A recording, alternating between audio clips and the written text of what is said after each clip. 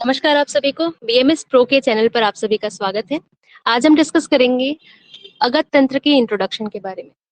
अगत तंत्र इस शब्द से या इस टर्म से रिलेटेड कभी भी अगर क्वेश्चन आता है, जैसे कि अगत तंत्र के महत्व को समझाते हुए विष के वर्गीकरण को बताइए या फिर आयुर्वेद के अंतर्गत अगत तंत्र की महत्ता को बताइए, कहने का अर्थ ये है कि अगर आपके क्वेश्चन में अगत तंत्र को डिस्क्राइब करने के लिए कहा जाता है तो आप अगत तंत्र को बेस से शुरू करेंगे। मतलब अगत तंत्र की महत्व या उसकी परिभाषा, उसके पर्याय, अष्टांग आयुर्वेद के अंतर्गत अगत तंत्र को कैसे रखा गया है या अगत तंत्र के अंतर्गत हम क्या पढ़ते हैं, ये सारी चीजें आप इन चीजों से आप अपने आंसर राइटिंग की शुरुआत करेंगे, जिससे कंटेंट थोड़ा अच्छा हो जाएगा लिखने का। ठीक है, और टीचर को भी ये लगेगा कि हाँ, लिखने वाले बच्चे को ये चीजें पता है, मतलब बेसिक नॉलेज है। कंटिन्यू करते हैं। अष्टांग आयुर्वेद एवं अगत तंत्र। अष्टांग आयुर्वेद क्यों कहते हैं हम? फर्स्ट ईयर से इतिहास, आयुर्वेद के इतिहास पढ़ते आ रहे हैं, वहां पे आपने देखा है कि आयुर्वेद जो है वो अथर्व वेद का उपांग है। ठीक है, सृष्टि की रचना करने से पहले ही आयुर्वेद की रचना कर दी जा चुकी थी। तो और ये बहुत बड़ी, स्वयं में खुद बड़ी रचना है। 1,00,000 श्लोक, 1,000 अध्याय हैं इसमें, और इसका पूरा ज्ञान अर्जित करना थोड़ा मुश्किल होता है। या मुश्किल देखते हुए, क्या देखते हुए कि मनुष्य में आयु की कमी है या बुद्धिमत्ता की कमी को देखते हुए क्या किया गया, आयुर्वेद को 8 भागों में विभक्त कर दिया गया।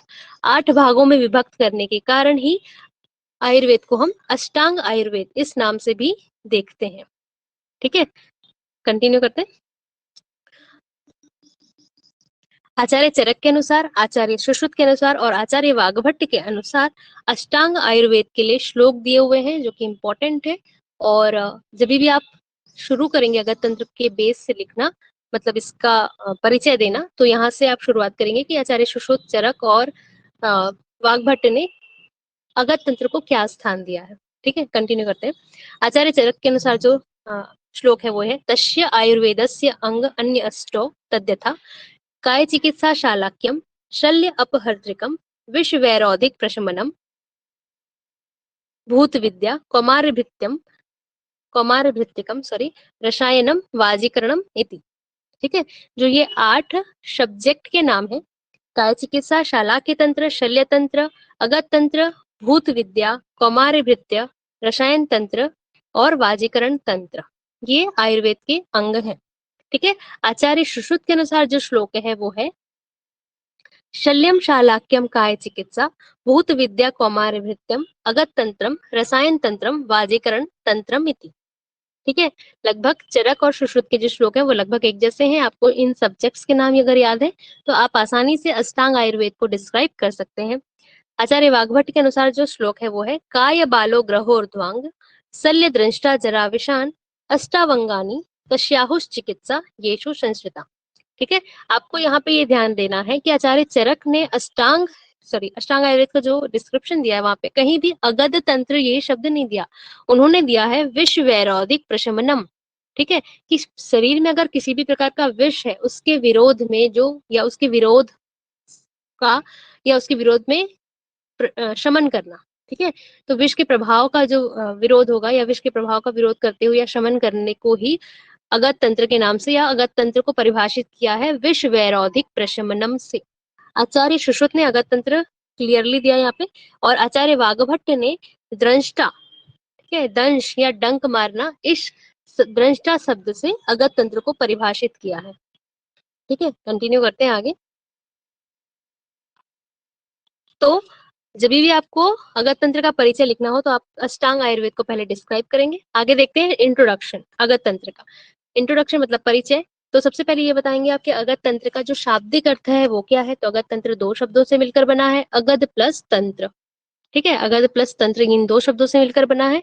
अगध में पहले हम, मतलब जो 2 शब्द है उनमें पहले हम अगध को देखेंगे। अगध जो है उसमें अ उपसर्ग लगा है, तो हम शब्द देखेंगे गद। गद की निरुक्ति कैसे हुई? गद शब्द जो है वो गद धातु में अच प्रत्यय लगाकर बना है, जिसका अर्थ होता है रोग, पीड़ा या फिर विष। मतलब किसी प्रकार के रोग से होने वाली पीड़ा या फिर विष का अर्थ होता है, या इनको हम बोल सकते हैं गद से। इस गद को समझाने के लिए 2 प्रकार से व्याख्या की गई है।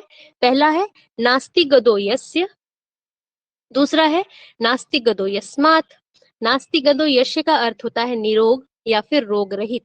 ये दोनों लाइन आपको जो व्याख्या की गई है इसको लिखना वैसे इंपॉर्टेंट नहीं है लेकिन बहुत कठिन भी नहीं है, तो ये चीजें आप ध्यान में रख सकते हैं। नास्ति गदो यस्य, नास्ति गदो यस्मात्।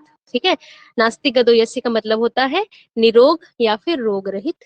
नास्ति गदो यस्मात् का अर्थ होता है औषध, स्वास्थ्य या फिर विष नाश करने का विज्ञान। ठीक है, अ, ये जो लाइन नीचे दी हुई है कुछ थ्योरेटिकल थ्योरी में, तो जो थ्योरी लिखी हुई है वो मैंने बुक से छापी है यहाँ पे, तो अगर आप इसको डिस्क्राइब अपनी भाषा में करें तो ज्यादा अच्छा होगा। बुक की लाइन अगर आप याद कर सकते हैं एज इट इज लिखना चाहे तो वो भी कोई बहुत मुश्किल नहीं है। आयुर्वेद में अगध शब्द को प्रधानतया अंतिम अर्थ में ही व्यवहार में लाया गया है।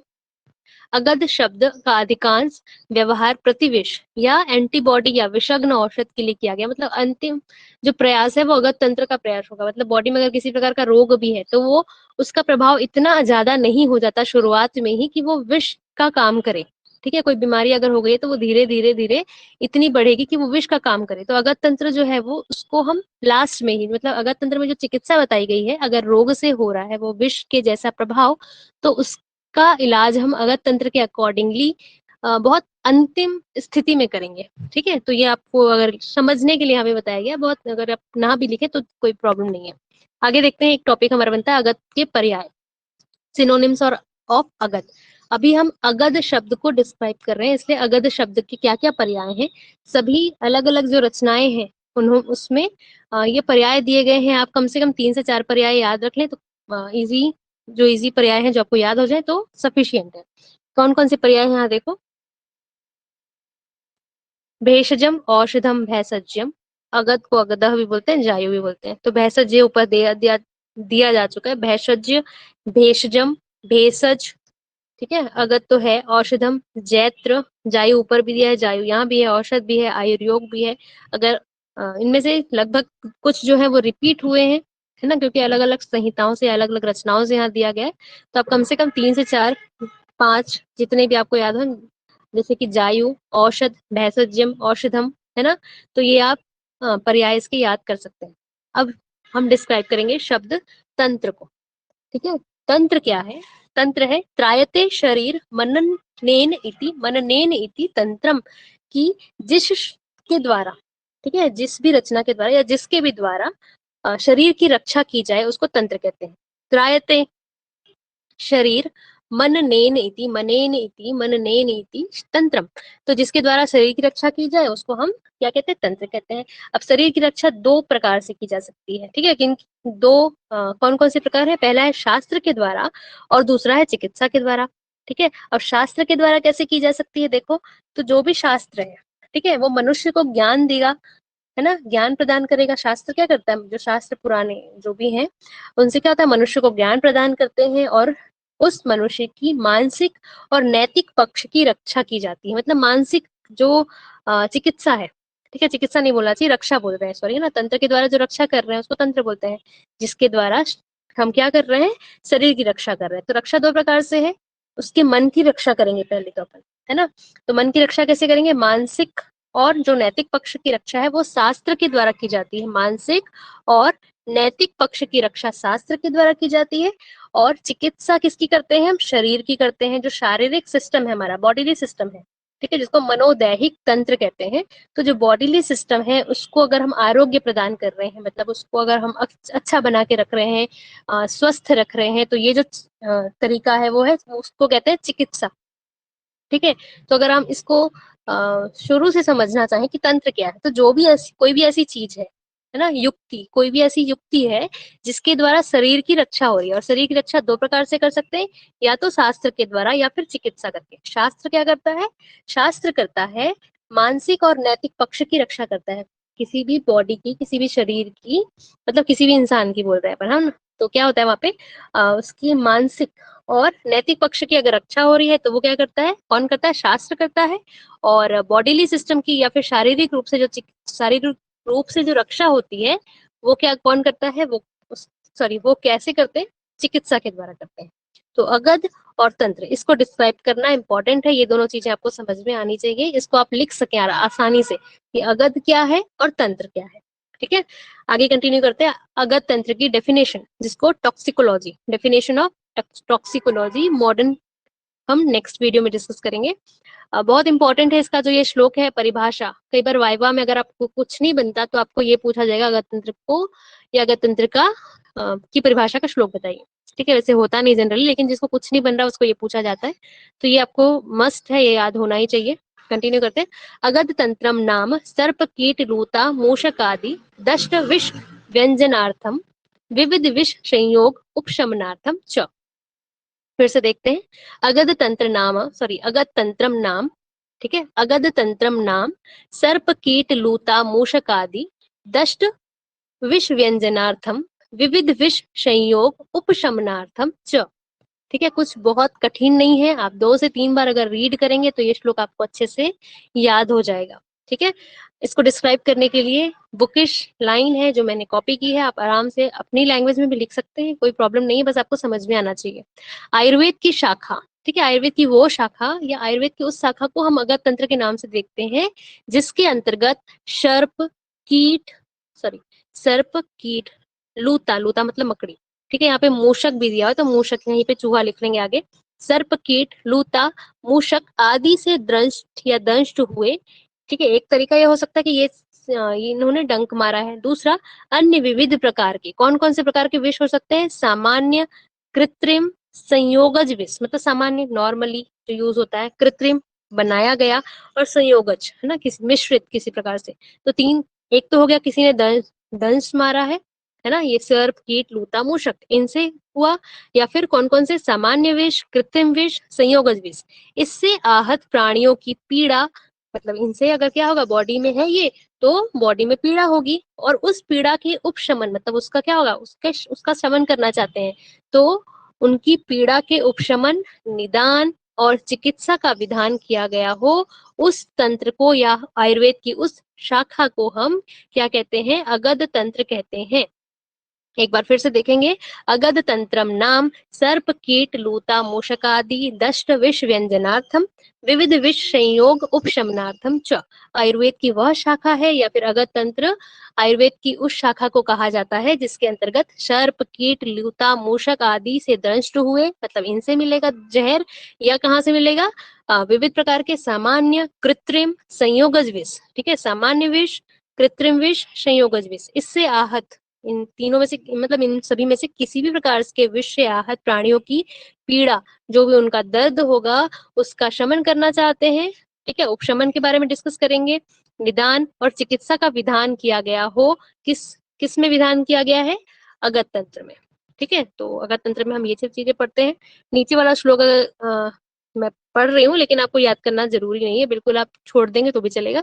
सर्प वृश्चिक लूतानाम विश्व उपशमनी तू या सा क्रिया विष तंत्रंच नामना प्रोक्ता मनीषी भी।